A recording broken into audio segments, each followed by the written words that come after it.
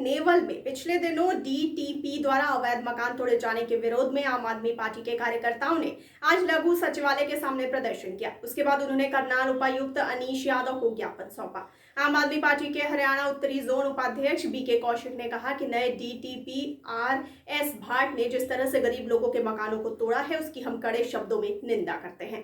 तक सबको मकान दिए जाएंगे। मकान देना तो दूर की बात है, उन मकानों को गिरा दिया गया है। इस प्रकार का जो रवैया है वेलफेयर स्टेट का नहीं हो सकता। ये एक ऐसी स्टेट बन चुकी है जो एक तरह से अत्याचारी सरकार स्टेट और नाजीशाही की एक झलक आती है। और वो वादा तो गया, उसमें बने बनाए मकानों को गिराना सरासर असंवैधानिक। हमारी मांग है कि न्यायिक जाँच हो, जिन प्रशासनिक अधिकारियों ने गलत किया उनके विरुद्ध कार्रवाई हो और मुआवजा दिया जाए। और देखिए, अरविंद नाम का एक रेजिडेंट है, उससे 500 मीटर दूरी पर 3 स्टोरी बिल्डिंग बनी हुई है, उसको नहीं गिराया गया। वो किसी अंडर कंस्ट्रक्शन है, उसको गिराया जाना तो क्या, उसको टच भी नहीं किया गया। और कहीं ना कहीं बीजेपी के जो लोग हैं उसका लाभ उठाते हैं या चाहते हैं जो प्रशासन के किसी भी प्रकार से, चाहे पैसे देकर हो चाहे वैसे हो। भ्रष्टाचार चरम सीमा पर आप जानते ही हैं। डीटीपी से पहले था विक्रमजीत सिंह, इससे पहले तहसीलदार था राजबख्श। उन लोगों ने किस प्रकार से इस नगर निगम को, इस नगर को लूटा है। और आज जो डीटीपी आए हैं RS भाट, वो कहते हैं कि मेरी परछाई से लोग डरेंगे और दूर दूर के इलाकों में जब मेरा नाम सुनेंगे तो यहाँ के जो प्रॉपर्टी डीलर हैं वो भाग जाएंगे। और मैं तो ऐसे ही कार्य करूंगा। ऐसे संवैधानिक कार्य करने वाले अफसर को दंडित किया जाना चाहिए। क्यों ऐसा क्यों हो रहा है, क्यों कार्रवाई कर रहा है डीटीपी, क्या कारण समझते हैं? कहीं न कहीं खट्टर सरकार, धृतराष्ट्र सरकार बनी हुई है। वो अपने नाक के नीचे इस प्रकार के करप्शन को अंकुरित होते देखती रहती है। किसी प्रकार की कार्रवाई नहीं की जाती और किसी अफसर पर कार्रवाई करते हैं तो यहाँ से ट्रांसफर के गुड़गांव में भेजते हैं। यहाँ मलाई कम है, गुड़गांव में ज़्यादा है। तो इस प्रकार की जो सरकार है, जो जनता के हितों की बात नहीं करती, जो अपने किए हुए वादों को पूरा नहीं करती, वो सरकार निकम्मी है और ऐसी सरकार को बदल देना चाहिए। क्या कार्रवाई रहेगी आगे की, आपकी क्या रणनीति रहेगी? हमारी रणनीति है कि 15 दिन का अल्टीमेटम दिया है। 15 दिन के बाद आम आदमी पार्टी बाहर धरना देगी और जब तक चलता रहेगा धरना, जब तक इनको मुआवजा न दिया जाए, जुडिशियल इंक्वायरी ना हो और इन गरीब लोगों को जो आशियाना एक एक पैसा जोड़कर बनाया होगा, 100 गज का प्लाट लेने में व्यक्ति को कितना समय लगता है, पूरी ज़िंदगी की कमाई इन्होंने मिट्टी में मिला दी है।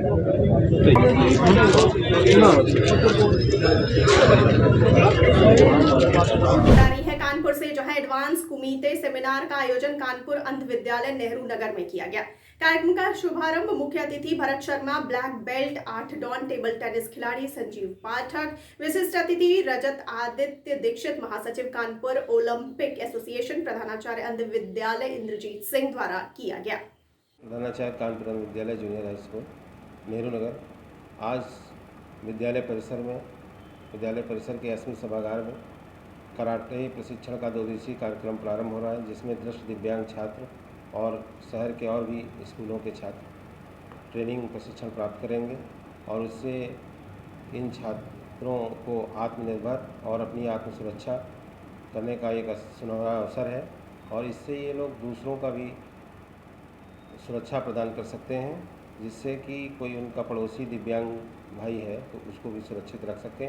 साथ ही इस कार्यक्रम के मुख्य अतिथि भरत शर्मा जी हैं और मैं इसमें विशेष रूप से विजय जी को बहुत बहुत आभार प्रकट करता हूं। उन्होंने यहाँ पे प्रोग्राम रखा है, इसके लिए बहुत बहुत धन्यवाद।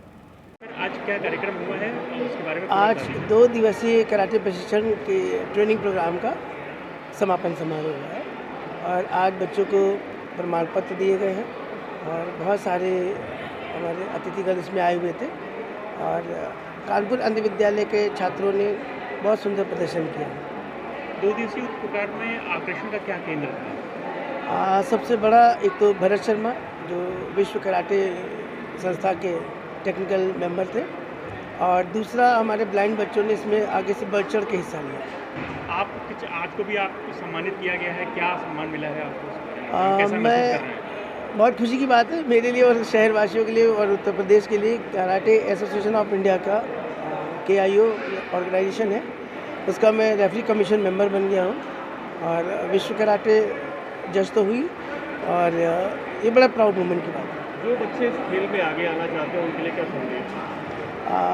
ट्रेनिंग पे ध्यान दें, फिटनेस बड़ी इंपॉर्टेंट है और दूसरी महत्वपूर्ण बात यह है कि खेल के नियमों को बहुत अच्छे से जानें ताकि आप सही टाइमिंग पर स्ट्रेंथ स्टैमिना का यूज़ कर सकें। नमस्कार, my self Bharat Sharma, I am the black belt 8th Dan and member of the WKF Technical Commission. I am the first Indian who received the WKF certified coach license. आज कानपुर में काफ़ी सारे बच्चे, लगभग 50 से ऊपर बच्चे, जो कराटे की जो नई तकनीक हैं जिससे आगे नेशनल और इंटरनेशनल लेवल पर मेडल जीता जा सकता है, उसको सीखने के लिए 2 दिन का हमने यहाँ सेमिनार किया और सेमिनार बहुत अच्छा रहा, जिसके अंदर जितनी भी मेरे को नॉलेज है कराटे कंपटीशन के रूल्स के बारे में, कराटे कंपटीशन की टेक्निक्स और स्किल्स के बारे में मैंने इन बच्चों के साथ शेयर की। और मुझे उम्मीद है आने वाले भविष्य के अंदर कानपुर के और यूपी के खिलाड़ी इंटरनेशनल लेवल पर भी देश का नाम रोशन करेंगे और मेडल जीतेंगे। एक बात ये कि आजकल देखा जाए तो कराटे जो बहुत पुराना अपना वो आर्ट रही है, और पहले ये भी देखा गया है कि बहुत मोदी सरकार से पहले अगर देखिए, मैं इस आप लोगों के माध्यम से हमारे देश के लोकप्रिय माननीय प्रधानमंत्री श्री नरेंद्र मोदी जी और हमारे बहुत मेहनती और जुझारू खेल मंत्री श्री अनुराग ठाकुर जी का धन्यवाद करना चाहूँगा कि पहली बार अभी जब खेलो इंडिया भी हुआ था यूनिवर्सिटी गेम, उसके अंदर कराटे को शामिल किया गया, जिससे पूरे देश के अंदर कराटे के खिलाड़ियों में एक नई ऊर्जा और नई उत्साह का संचार हुआ और कराटे के खिलाड़ी बहुत खुशी हैं। अब उसके बाद और यूनिवर्सिटी लेवल पर स्कूल गेम्स के अंदर कराटे को जिस तरह भारत की सरकार मान्यता दे रही है और आगे बढ़ा रहे हैं। और जहाँ तक बात है क्रिकेट की, मैं आप लोगों को बताना चाहूँगा कि क्रिकेट एक डिफरेंट गेम है। कराटे के बारे में मैं आपको बताना चाहूँगा कि यदि क्रिकेट के बाद में यदि कोई देश के अंदर सबसे ज़्यादा खेला जाने वाला खेल है तो वो कराटे है। पूरे देश के बहुत सारे स्कूल्स हैं, लगभग सभी स्कूलों के अंदर कराटे होता है, हर डिस्ट्रिक्ट के अंदर कराटे होता है, हर स्टेट के अंदर कराटे होता है। तो क्रिकेट के लिए तो बहुत आपको एक्सपेंडिचर करना पड़ता है और वो एक टीम गेम है, बट ये एक इंडिविजुअल गेम है। और मैंने ये देखा है कि भारत सरकार नरेंद्र मोदी जी के नेतृत्व में जो इंडिविजुअल स्पोर्ट्स के खिलाड़ी हैं, वो चाहे कराटे नहीं, चाहे वो कुश्ती है, चाहे वो शूटिंग है, चाहे वो निशानेबाजी है और जितने भी बैडमिंटन है, इसीलिए इंडिविजुअल स्पोर्ट्स के अंदर हमारे मेडल। खबर आ रही है कानपुर से, जहां पीएससी के नवचयनित आरक्षियों की दीक्षांत परेड समारोह का आयोजन हुआ। कानपुर पुलिस लाइन में इसे किया गया, जिसमें 148 आरक्षियों ने परेड की। पुलिस कमिश्नर विजय सिंह मीना ने बताया कि 148 पीएससी आरक्षियों की पासिंग आउट परेड थी। इस अवसर पर इस समारोह का आयोजन किया गया। सभी के द्वारा बहुत अच्छी परेड की गई है। आज पुलिस लाइन में दीक्षांत समारोह था, जिसमें हमारे जो रिक्रूट ट्रेनीज थे, ये करीब 148 आज उनकी पासिंग आउट परेड थी। इस अवसर पर उनका ये समारोह आयोजित किया गया था। बड़ी अच्छी परेड उनके द्वारा, बहुत ही उम्दा परेड प्रस्तुत की गई। मैं इस अवसर पर हमारे रिक्रूट्स को, उनके परिवारजनों को, सभी को बधाई देना चाहूँगा कि वो आज से हमारे पुलिस का एक अभिन्न हिस्सा बन चुके हैं। आ रही है देवरिया से, जहां जनपद के रुद्रपुर तहसील अंतर्गत ग्राम नई खास में 6 घरों पर प्रशासन के बुलडोजर चलने से गरीब परिवार बेघर होता हुआ नजर आया था। वहीं मंगलवार को दर्जनों की संख्या में पीड़ित परिवार रुद्रपुर तहसील में पहुंचकर एसडीएम संजीव उपाध्याय से अपनी बात रखी। छोटे छोटे बच्चे सहित परिवार के लोग एसडीएम चैम्बर के बाहर बैठने पर मजबूर हुए। ग्राम नई खास बलवनी ब्लॉक तहसील रुद्रपुर का मामला है। ये गौड़ समाज के कुछ लोग थे, इनको ज़बरदस्ती बिना किसी नोटिस के जेसीबी लगा करके प्रशासन द्वारा हटा दिया गया। आज हम एसडीएम साहब को ज्ञापन दिए हैं। एसडीएम साहब ने कहा है कि इनको तत्कालिक 2 दिन के अंदर पट्टा मुहैया कराया जाएगा और इनको आवास की व्यवस्था कराई जाएगी। अगर 2 दिन करने की व्यवस्था नहीं होती है तो मैं पूरे ज़िले पे धरना प्रदर्शन करूँगा और अपने इस समाज को न्याय दिलाऊँगा। यही मेरा लक्ष्य है। क्या नाम है, कौन सा समाज से? मेरा नाम विकास कुमार है। बराज विधानसभा का आज़ाद समाज पार्टी का मैं अध्यक्ष हूँ और मैं अपने समाज के लिए कभी भी किसी हद तक जा सकता हूँ। यही मेरा लक्ष्य है। का जो घर बुलडोजर से गिराया गया सर, उस पर कानूनगो ने ऐसा आरोप है कि कानूनगो ने गिरवाया सर, कानून पे क्या कार्रवाई करेंगे आप? नहीं, वो 132 की भीटा की ज़मीन थी, उस पर अवैध अतिक्रमण था, अस्थायी अवैध अतिक्रमण था। उसको नियमानुसार ही हटवाया गया है। और अगर इनके पास ज़मीन रहने के लिए नहीं है तो हम इनको नियमानुसार पट्टा की कार्रवाई करके इन सबको स्थापित कराएंगे। जब तक कोई व्यवस्थित आवंटन नहीं हो जाता है, आवास नहीं मिल जाता, तब तक कोई खाली नहीं करा। नहीं, हमारे पास है ज़मीन है, हम इनको पट्टे की कार्रवाई करके इनको पट्टा देंगे और इनको स्थापित कराएंगे। आवास प्रधानमंत्री मुख्यमंत्री आवास योजना के तहत इनको आवास दिला के जो भी इनकी समस्या है उसको हम सॉर्ट आउट करेंगे। बरारी है फर्रुखाबाद से, जहां बीते 6 माह के कठिन प्रशिक्षण को पार करने के आखिर 194 रिक्रूट पुलिस सेवा में शामिल हो गए। पुलिस अधीक्षक ने परेड का निरीक्षण किया। रिक्रूटों को कर्तव्य व सत्यनिष्ठा की शपथ दिलाई गई। बेहतर प्रदर्शन करने वाली टोली व शिक्षकों को पुरस्कृत किया गया। दीक्षांत परेड समारोह आयोजित किया गया है। इसके अंतर्गत हमारे कुल 194 प्रशिक्षु हैं जिन्होंने पिछले 6 माह में इंटरनल और एक्सटर्नल विषयों के अंदर ट्रेनिंग ली है और सफलतापूर्वक ट्रेनिंग करते हुए आज दीक्षांत परेड करते हुए वो यहाँ से पास आउट हुए हैं। ये सभी 42वीं वाहिनी एटा से यहाँ पर आए थे और ये अब अलग अलग वाहिनियों में अपनी सेवाएं देंगे। आज से इनका इंडक्शन हो गया है और ये अब रेगुलर सर्विसेज के अंदर आ गए हैं। मैं इन सभी को और इनके सभी परिवारजनों और गाँव को बहुत बहुत शुभकामनाएं देता हूं और उनके उज्ज्वल भविष्य कामना करता हूं। क्या परामर्श दिया है आपने अपने अनुभव को? मैंने यही परामर्श दिया है कि जब हम यूनिफॉर्म सर्विसेज में आते हैं तो एक अनुशासन का जीवन हमें व्यतीत करना होता है। हम व्यवहार कुशल होने चाहिए, हम शिष्टाचार के साथ लोगों से हमारी बात होनी चाहिए और हमारी पर्सनल और प्रोफेशनल इंटीग्रिटी वो हमेशा इंटैक्ट रहनी चाहिए। ये सभी चीज़ें उनको बताई गई है और ये सभी चीज़ें उनको सिखाई भी गई है। मैं आशा करता हूँ उनको जो भी ट्रेनिंग के अंदर सिखाया गया है वो उसमें अमल लाएंगे और जो यूपी पुलिस का नाम है वो हमेशा ऊँचा करेंगे। कुल कितने जो बेहतरीन प्रदर्शन करने वाले रिक्रूट हैं उनको सम्मानित किया गया? जितने भी बेहतरीन प्रदर्शन करने वाले रिक्रूट हैं, जो भी कमांडर्स जो हमारी हर टोलियों के बने सभी टोलियों के कमांडर्स हैं, उनको जो भी इंटरनल और एक्सटर्नल आउटडोर वाले सब्जेक्ट्स थे उनके अंदर जिन्होंने भी सर्वोच्च मार्क्स प्राप्त किए थे उन सभी को पुरस्कृत भी किया गया। देश के राष्ट्रपति चुनाव 18 जुलाई को होंगे। एनडीए के उम्मीदवार आदिवासी समुदाय से द्रौपदी मुर्मू जबकि दूसरे गुट के उम्मीदवार जसवंत सिन्हा हैं। कहने की जरूरत नहीं है कि द्रौपदी के राष्ट्रपति बनने में कुछ ही समय है। आज द्रौपदी एक विशेष उड़ान से बागडोर में उतरी और सिलीगुड़ी के बाहरी इलाके में एक निजी लग्जरी चाय रिजॉर्ट में उतरी। भाजपा के सिलीगुड़ी के आयोजन जिला सचिव और विधायक आनंदमय बर्मन ने हवाई अड्डे पर राष्ट्रपति पद की उम्मीदवार का स्वागत किया। দেখুন আমাদের এনডিএর রাষ্ট্রপতির যিনি পদপ্রার্থী সম্মানীয় দ্রৌপদী মুর্মুজি তিনি আর কিছুক্ষণের মধ্যেই বাগডোরা এয়ারপোর্টে আসবেন। যদিও আমাদের শিলিগুড়িতে এই একটা মিটিং হচ্ছে কিন্তু যদিও শিলিগুড়ি বা উত্তরবঙ্গের এমএলএমপির এখানে থাকবেন না, যেহেতু একটা আমাদের টাইম শর্টেজ আপনারা সবাই জানেন যে আমাদের জাপানের প্রাক্তন প্রধানমন্ত্রী শিনজো আবেজি ওনার একটা দুর্ভাগ্যজনক মৃত্যু হয় এবং তার কারণে ভারতেও একটা রাষ্ট্রীয় শোকের ইয়ে ছিল। স্বাভাবিকভাবে ওনার যে প্রোগ্রামগুলো ছিল সেগুলো একটু রিশিডিউল হয়ে যায় এবং টাইম কম হয়ে যাওয়ার কারণে ওনার সিকিম সফর হওয়ার কথা ছিল, সিকিমের যত এমএলএমপি তাদের সাথে সাক্ষাৎ করার জন্য, কিন্তু যেহেতু একটা টাইম শর্টেজের কারণে উনি সিকিমে না যেতে পেরে শিলিগুড়িতে সিকিমের সমস্ত এমএলএমপিকে ডাকা হয়েছে আর তাদের সাথে তিনি বসবেন। আমাদের এখানটায় পাশেই হোটেল মেফেয়ার রয়েছে, সেখানে তিনি আসবেন এবং সমস্ত যারা এমএলএমপি সিকিমে রয়েছে তাদের সাথে তিনি একটা সাক্ষাৎ এবং সৌজন্যমূলক মিটিং করবেন। আর কেউ থাকে মানে উচ্চ নেতৃত্ব এখানটায় আমাদের কেন্দ্রীয় দুজন মন্ত্রী এসছেন, সর্বানন্দ সোনোয়াল আসামের প্রাক্তন মুখ্যমন্ত্রী বর্তমানে কেন্দ্রীয় মন্ত্রী এবং গজেন্দ্র সিং শেখাওয়াত তিনিও সেখানটায় আসছেন আর পুরো বিষয়টা কন্ডাক্ট করার জন্য তারা সবাই আসছেন। এবং আমরা যেহেতু এখানকার লোকাল এমএলএ আছি বা আমি জেলা সভাপতি আছি, স্বাভাবিকভাবে এখানটায় আমাদের রাষ্ট্রপতি পদপ্রার্থী আসছেন, তাকে আর একটা ওয়েলকাম জানানোর জন্য আমাদের একটা দায়িত্বের মধ্যেই पड़े, সেজন্য আমরা সেখানে এসেছি। बरारी है भागलपुर से, जहां जवाहरलाल नेहरू चिकित्सा अस्पताल के कोविड वार्ड में मेल नर्स और जूनियर डॉक्टर के बीच मारपीट हो गई, जिसके बाद नर्स और जूनियर डॉक्टर इकट्ठा होकर अस्पताल अधीक्षक के कार्यालय पहुंच गए और 4 घंटे तक दोनों ओर से आरोप प्रत्यारोप का दौर चलता रहा और अस्पताल अधीक्षक के द्वारा दोनों को समझाने बुझाने का प्रयास लगातार होने के बावजूद भी जब मामला शांत नहीं हो रहा था तब बरारी पुलिस और कई थानों की पुलिस अस्पताल अधीक्षक कार्यालय पहुंची। कोविड वार्ड में ड्यूटी के दौरान जो है वो जो ऑन ड्यूटी डॉक्टर और जो on duty male nurse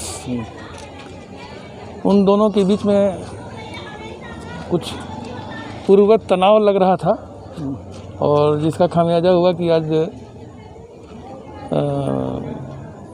doctor के साथ बदसलूकी हुई और डॉक्टर ने भी जो है तू मैं ये दोनों तरफ से था। मामले को शांत कर लिया गया था। दोनों पक्ष के लोग जो है जमा हो गए थे अपनी अपनी बातों को रखने के लिए हर एक का था कि भाई कि पहले उसने तो मामले को भी शांत किया गया है और इस पर जो है कमेटी द्वारा जो पारित हुआ है उस पर प्रशासनिक कार्रवाई की जाएगी। खबर आ रही है भागलपुर से, जहां 24 जून को सुबह करीब 6 बजे पवन कुमार वर्मा सोना चांदी के कारोबारी कोयला डिपो बस स्टैंड से अपनी स्कूटी से घर लौटने के क्रम में जानकी प्रसाद वर्मा लेन मुंदी चक में 3 अज्ञात अपराधियों द्वारा हथियार के बल पर 30 किलो चांदी भरा झोला लूट लिया गया था। इस संबंध में 3 अज्ञात अपराध कर्मियों के विरुद्ध पवन कुमार वर्मा ने केस दर्ज किया था। कांड के उद्भेदन तथा संलिप्त अपराधियों की गिरफ्तारी एवं लूटे गए सामग्री की बरामदगी हेतु वरीय पुलिस अधीक्षक द्वारा एक SIT टीम का गठन किया गया। आज भागलपुर पुलिस के द्वारा टोटल 5 लूटकांड का खुलासा किया जा रहा है। पहली घटना 24 जून को सोना चांदी के कारोबारी हैं पवन वर्मा जी, उनके साथ उनका 30 किलो चांदी लूट लिया गया था। इस घटना के लिए वरीय पुलिस अधीक्षक महोदय द्वारा एक SIT टीम का गठन किया गया ASP सिटी के नेतृत्व में।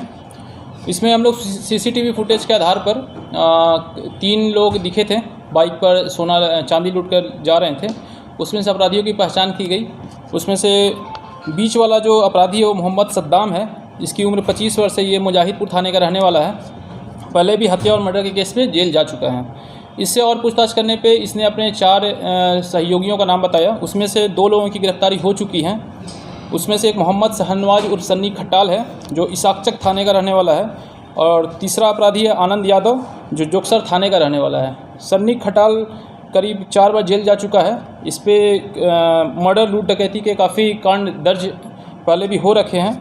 आनंद यादव का भी काफ़ी लंबा आपराधिक इतिहास रहा है। ये भी मर्डर और लूट जैसे कांडों में पहले जेल जा चुका है। इन लोगों से आगे पूछताछ करने पे सन्नी खटाल के पास से एक देसी कट्टा एवं एक जिंदा गोली बरामद हुआ है और 90,000 रुपये भी बरामद हुए हैं। और मोहम्मद सद्दाम के पास से 46,500 रुपये बरामद हुए हैं। इन लोगों से पूछताछ करने पे पता चला कि इन्होंने सारा चांदी एक कोलकाता ले जाकर बेच दिया है और इन्होंने बेचकर जो पैसा मिला था उसको आपस में बांट लिया गया है। तो उसमें से कुछ पैसे बरामद हुए हैं और जो कांड में प्रयुक्त जो हथियार था देसी कट्टा वो भी बरामद हुआ है। और भी जो 2 लोगों के नाम आए हैं उन लोगों की गिरफ्तारी का भी प्रयास किया जा रहा है। है भागलपुर से, जहां नवगछिया गुरु पूर्णिमा के शुभ अवसर पर शिव शक्ति योग पीठ नवगछिया के तत्वाधान में 2 दिवसीय गुरु पूर्णिमा समारोह का शुभारंभ हो गया। समारोह का उद्घाटन करने केंद्रीय राज्य मंत्री अश्विनी कुमार चौबे सहित कई विद्वान पहुंचे। सभी ने स्वामी जी से आशीर्वाद लिया।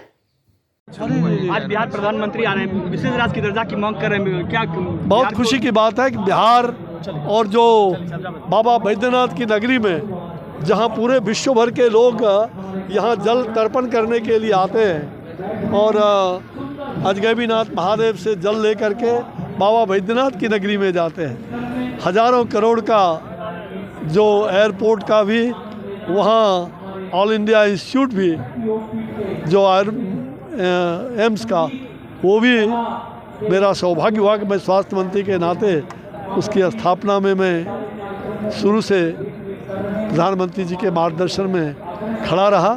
तो मेरा सौभाग्य है कि आज वो झारखंड जो बिहार का ही और इस भागलपुर से अन्योनाश्रय बाबा बैद्यनाथ की नगरी का संबंध है, जहाँ कांवर लेके लोग सावन में जल चढ़ाने, और सावन कल से शुरू हो रहा है। तो प्रधानमंत्री जी सावन में आके बाबा बैद्यनाथ को 2 ज्योतिर्लिंग को प्रणाम करेंगे, आशीर्वाद ग्रहण करेंगे और कल से सावन शुरू हो जाएगा। और साथ साथ जो बिहार विधानसभा का 100 वर्ष का भवन पूरा हो रहा है, उस शताब्दी समारोह में भी वो बिहार में भाग ले रहे हैं। मैं उस भव्य कार्यक्रम में उनकी अगुवाई के लिए यहाँ से प्रस्थान कर रहा हूँ। खबर आ रही है भागलपुर से, जहां 4 लूटकांड के आरोपियों को गिरफ्तार किया गया। यह सूचना सिटी एसपी स्वर्ण प्रभात ने प्रेस वार्ता कर दी। आपको बताते चलें कि 10 जुलाई को गुप्त सूचना के आधार पर भागलपुर एवं बांका जिला के पुलिस पदाधिकारी एवं बलों के द्वारा संयुक्त छापेमारी के क्रम में कुख्यात अपराधी ऋषिराज शर्मा को अमरपुर थाना पुलिस द्वारा हत्याकांड में गिरफ्तार किया गया। मधुसूदनपुर थाना अंतर्गत 6 जून को डीजे लूट की घटना हुई थी। उसमें हम लोगों ने 3 अपराधियों को गिरफ्तार किया था और जो डीजे था वो बरामद किया गया था। उसमें से एक अपराधी ऋषिराज शर्मा का भी नाम आया था, उसके पीछे पुलिस लगी हुई थी। उसको 2 दिन पहले बांका पुलिस के सहयोग से गिरफ्तार किया गया और उसके पास से लूट का काफ़ी सारा सामान बरामद हुआ है।